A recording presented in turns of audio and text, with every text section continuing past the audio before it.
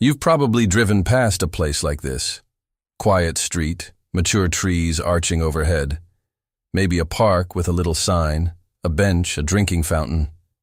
Nothing unusual. Nothing that asks anything of you. But what if the ground beneath that park had names in it? Not in any registry, not on any municipal map, just in the ground. Because someone decided at some point that names like those didn't need to be recorded. Canada has a very particular way of burying what it doesn't want to remember. It doesn't do it loudly. It doesn't need to. It does it with zoning decisions, with administrative silences, with infrastructure projects that begin just after a community has been quietly cleared out. It does it with archives that develop inexplicable gaps, with heritage designations that somehow never quite reach certain neighborhoods, with apologies that arrive 50 years too late and reparations that never fully do. This is not a video about Canadian diversity. Canada has plenty of those. This is about the communities that were here before the diversity branding. Black communities built by people who escaped slavery, by loyalists who were promised land and given stones, by families who came north looking for something that looked like freedom and found something more complicated than that. Communities that built churches, schools, cooperatives, newspapers, cemeteries, and then disappeared. Not naturally, not gradually, not by coincidence. 14 places, 14 erasures, and a pattern that becomes, by the end of this, very hard to dismiss. There's a stretch of farmland in southwestern Ontario that looks like it's always been farmland. Flat, open, unremarkable. The kind of landscape that feels like it was never anything else. It wasn't always farmland. In the 1850s, this was an active settlement, one of dozens established across the province by people who had come north through the Underground Railroad, families who had walked out of the American South with nothing and built something here, on land they had claimed and worked. There was a church, a school, a small cluster of homes. By the early 20th century, the community had dispersed. Migration, economic pressure, the slow erosion that comes when surrounding institutions refused to support what they could easily destroy simply by ignoring it. The buildings came down. The fields were absorbed into larger agricultural holdings. What's left now is almost nothing. A slight irregularity in the landscape if you know what you're looking for. Some oral accounts passed down through families who moved to larger cities, and a historical marker, added in recent decades, that acknowledges the settlement in one sentence, for lives, for generations. That's where this story begins, not with violence, with a single sentence where a community used to be. When Black Loyalists arrived in Nova Scotia after the American Revolution, they had been promised the same thing as everyone else: land, supplies, and a fresh start in exchange for their service and loyalty to the Crown. What they received was different. White Loyalists got fertile parcels in the river valleys. Black Loyalists, nearly 3,500 of them, got rocky, poorly drained lots on the margins. Land that was difficult to clear, impossible to farm productively, located far from the townships where economic activity was actually happening. The disparity wasn't accidental.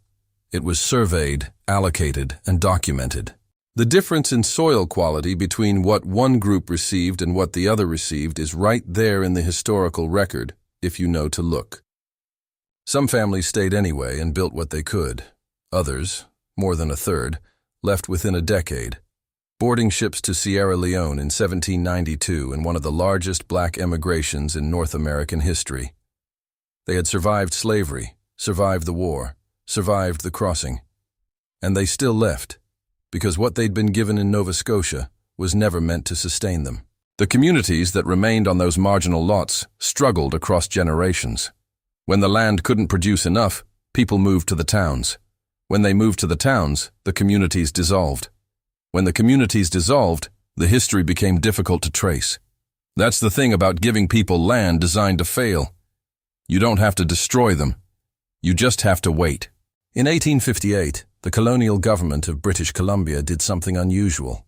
Facing a massive influx of American gold rush migrants, many of them bringing American racial attitudes, Governor James Douglas actively encouraged free Black Americans from California to relocate to Vancouver Island.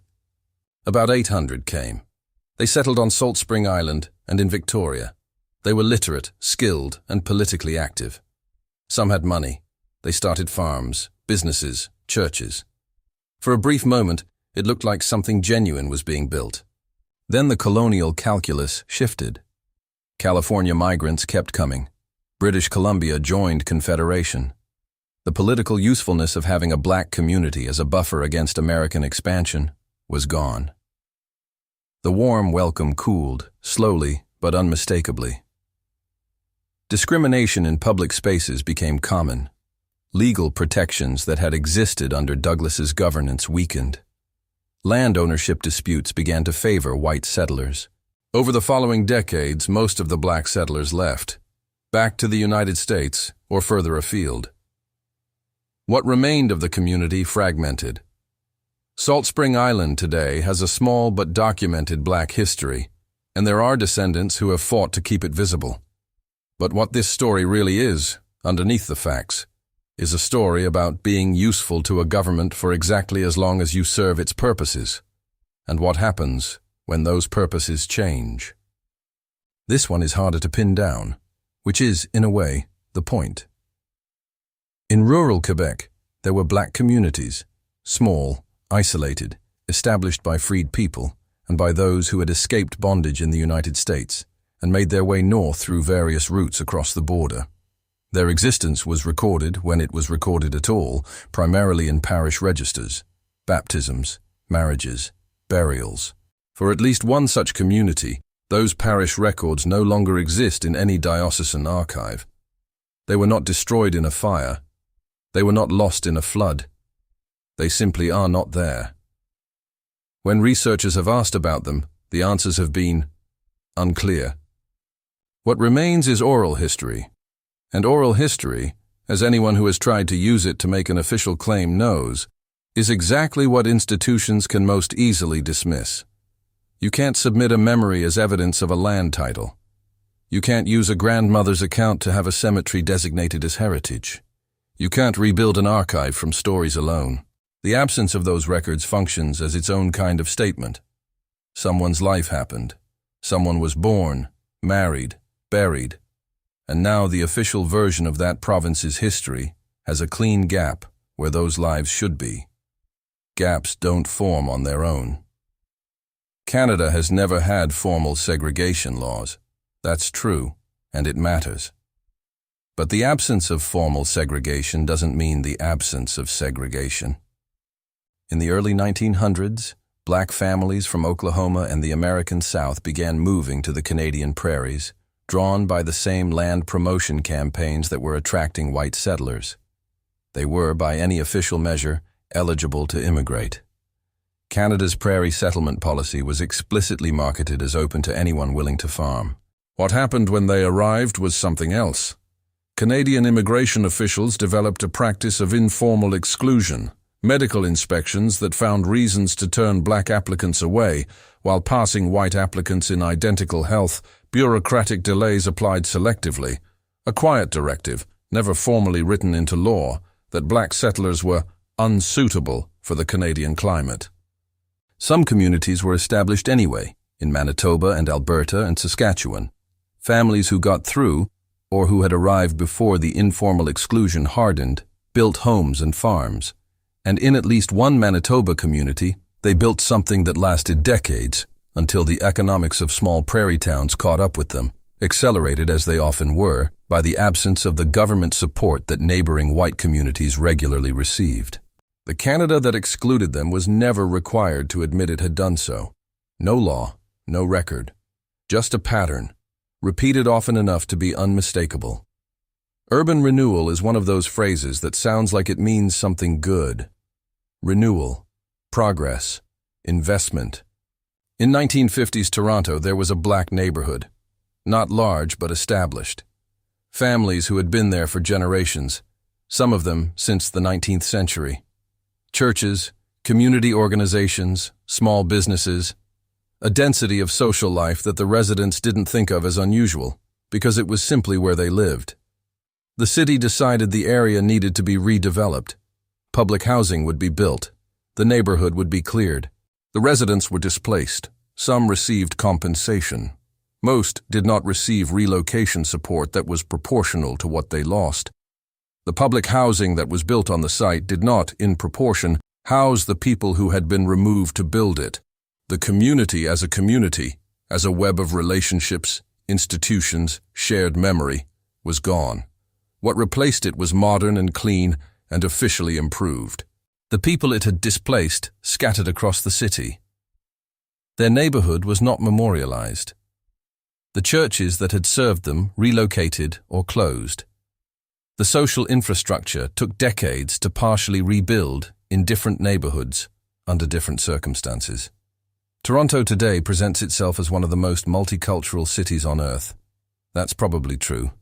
But the multicultural present was partly built on the bulldozed ground of what came before it. There's a legal instrument called compulsory purchase, or expropriation. The government identifies land it needs for a public purpose, makes an offer, and if the owner doesn't accept, it acquires the land anyway. It's a legitimate tool. Roads get built, infrastructure gets built, it happens everywhere. What also happens everywhere, if you look at the data carefully enough, is that the offers made in compulsory purchases are not always equal. And in at least one black fishing community in Nova Scotia, the documented offers made by the provincial government for land acquired in the mid-20th century for industrial expansion were measurably below what comparable properties in neighboring white communities were receiving at the same time. The families had the same legal rights as anyone else. They could contest the valuations. Some tried. The process was expensive, slow, and largely inaccessible to people without resources. The disparity in the records is clear. The disparity in the outcomes was never corrected. The community dispersed. The industrial facility that was built on that land operated for decades.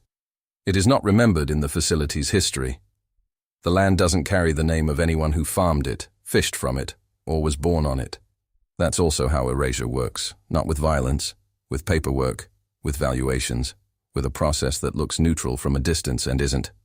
There are records from a small church in rural Alberta, baptisms, confirmations, marriages, and burials spanning roughly 3 decades, from around 1910 through the early 1940s. Hundreds of names, a black community that existed in the interior, largely invisible in the broader historical record of a province that preferred a different founding story. The church is gone. The community dispersed during and after the Second World War, as young men left and the economics of small prairie settlement shifted. The cemetery remained.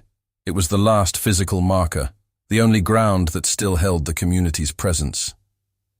In the 1960s, a provincial road was expanded. The route of the expansion ran directly through the cemetery. The remains were not relocated. There was no formal consultation with any descendants. The road was built. There are now families who know, from oral history and old photographs, exactly where their ancestors were buried. They know the road that runs over those graves. They've raised the issue. There have been acknowledgements of varying degrees of warmth at various levels of government. There has been no remedy. Drive that road today and there is nothing to tell you what's underneath it, just asphalt and distance and the ordinary sound of vehicles passing over ground that was never supposed to be a road. In the 1920s, there was a black community in Saskatchewan that was, by the standards of the time, genuinely thriving. It had a school, a cooperative grain association, an English-language community newspaper, a social life visible enough that photographs survive. Then came the drought years, the dirty 30s, the Dust Bowl, the agricultural collapse that devastated the entire prairie region. White farming communities across Saskatchewan received federal assistance, crop insurance programs, emergency relief. They struggled, but most survived as communities. The black settlement received none of that assistance, not because no one asked, because the requests went unanswered. By the 1940s, the community was gone. Families had scattered to cities, some to the United States, some into the general anonymity of mid-century Canadian life. The land was absorbed. The newspapers stopped printing. The photographs survived because someone kept them. The school records survived in a local archive, almost by accident. The cooperative ledgers are partially preserved. But the community itself exists now only as a case study, cited occasionally in academic work on anti-black racism in the Canadian prairies, invisible in the broader public narrative of Saskatchewan history. A community that helped itself because the government decided quietly not to. That's not neutral. That's a policy. There's a particular kind of language that gets used when governments want to remove people from land without saying that's what they're doing. Words like slum, words like substandard, words like unsanitary conditions requiring remediation. In Halifax in the 1960s, a black neighborhood was designated for urban renewal. The official justification was that the housing was substandard, that the area posed public health concerns, that the residents would be better served by being relocated to modern public housing. At the same time, in other parts of Halifax, there were white neighborhoods with housing in comparable or worse condition. They were not designated for urban renewal. They were not cleared. Their residents were not relocated. The black neighborhood was demolished. The residents were scattered. Some received new public housing units, often smaller, often in different areas of the city, often without the community infrastructure they had left behind. Churches that had served the neighborhood for generations were gone. The social networks built over decades were severed. The official record describes this as a public health initiative. The people who lived through it describe it differently. Their accounts are on record. They have been recorded and preserved by researchers and community historians who understood that if they didn't preserve them, no one would. The gap between what the city said it was doing and what it actually did to that community is not a matter of interpretation. It's a matter of reading both sets of documents and noticing what they don't share. By the 1990s, you might think the worst of this was in the past, that whatever had happened in the 50s, the 60s, the early decades of the century, surely the mechanisms of acknowledgement had improved. In rural Ontario, descendants of a black community that had been established in the 19th century knew where their ancestors were buried. The cemetery was still identifiable on the ground. They wanted it designated as a heritage site, formal recognition, a marker, legal protection. The municipality denied the request. 3 times. The cemetery was incorporated into a public park. No marker, no designation. The grass grows over it the same way it grows over the rest of the park. Children play there. Dog walkers pass through. Nobody who hasn't been told knows what they're standing on. The descendants are still alive. Some of them are still fighting. The municipality has, in recent years, made gestures toward acknowledgement. Gestures are not designations. Gestures don't protect ground from future development. Gestures don't replace the 3 denials with a yes. What this case makes clear is that the erasure wasn't only historical. It was happening in living memory, through contemporary institutions, using the ordinary bureaucratic tools of municipal governance. The pattern didn't end with the 19th century. It was still being maintained in the 90s. This one goes back further, to the 18th century, which means it predates most of the cities we think of as historically significant in the maritime provinces. Free black settlers established a community in what is now New Brunswick in the years following the American Revolution. Some of them had title documents, legal instruments, duly issued, for land they had been granted and improved. Those titles were contested, for decades, by white settlers who wanted the land, through courts that were not designed to protect the interests of black landowners, in a legal environment where the process itself was a form of attrition. Cases dragged on. Families spent money they didn't have on legal representation.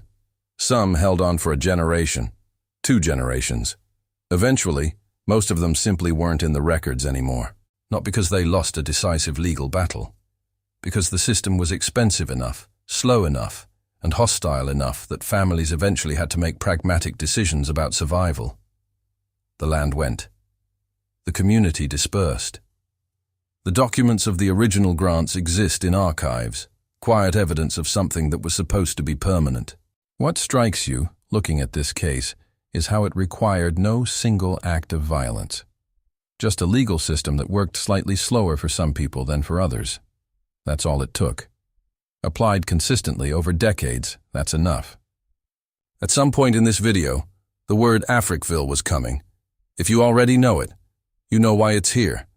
If you don't, what you're about to hear is the most documented, most deliberate, most officially acknowledged act of community erasure in Canadian history.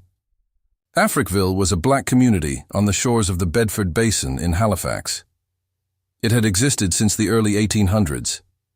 At its height, it had hundreds of residents, a church that was the social and spiritual center of community life, homes that families had owned and maintained for generations. The city of Halifax spent much of the 20th century making Africville as unlivable as possible before demolishing it. A slaughterhouse was permitted next to the community, a fertilizer plant, a rendering plant that processed animal waste. A city dump, Halifax's main refuse disposal site, was established directly adjacent to the neighborhood. None of these would have been placed next to a white neighborhood. And yet, the city simultaneously refused to extend municipal water and sewer services to Africville. The neighborhood was officially classified as a slum, in part because the city had spent decades ensuring it looked like one. Between 1964 and 1970, Africville was demolished. Residents were relocated, some of them in city trucks that also carried their furniture alongside garbage. Compensation was, by most accounts and by later official assessment, grossly inadequate. The church, the center of 150 years of community life, was demolished. In 2010, the mayor of Halifax issued a formal apology. He acknowledged that what had been done was wrong. A compensation fund was established. The land where Africville stood is now a park. There is a replica of the church that was torn down, a small structure used for community events. It is a memorial to a place that shouldn't have needed a memorial. The apology was real, the acknowledgement was real, and none of it brought back what was taken. There are photographs, old ones, probably taken sometime in the late 19th or early 20th century, based on the clothing, the quality of the image, the look of the structures in the background. Farmhouses, cleared fields, children standing in front of a building that looks like it could be a school or a church or both. There are families who have these photographs, who know the stories attached to them, who can tell you roughly where their ancestors lived, a region, a county, a type of landscape. There is no government record, no municipal cadaster, no land registry entry, no census notation, no road on any historical map that leads to where those houses stood. The place, as far as official documentation is concerned, never existed. This is the final degree of erasure. Not a community that was demolished, not a cemetery that was paved over, not a neighborhood that was cleared for urban renewal. A community that was never officially acknowledged to exist, not while it was living and not after. The people in those photographs were real. They farmed real land. They buried their dead in real ground. They had names that their descendants still carry. But the state, the administrative apparatus of the country those families called home, looked at them and recorded nothing. And the absence of a record is, in its own way, a decision. Not an oversight. Not a gap in the system. A decision made by people who understood that if you never write something down, it becomes much easier later to say it wasn't there. There's a version of Canadian history that is genuinely worth being proud of. The Underground Railroad, the multicultural experiment, the values inscribed in law and often in practice. That version is real. It happened. But it happened alongside this. Alongside compulsory purchases below market value, alongside roads built through cemeteries without consultation, alongside urban renewal projects applied selectively to black neighborhoods, alongside archive gaps and heritage denials in communities that ended not with fire, but with paperwork. The question this video leaves you with isn't rhetorical. It's practical. When a pattern repeats this consistently, across provinces, across centuries, across different legal and political contexts, at what point does calling it accidental become its own kind of decision? Silence has an architecture, and someone always builds it.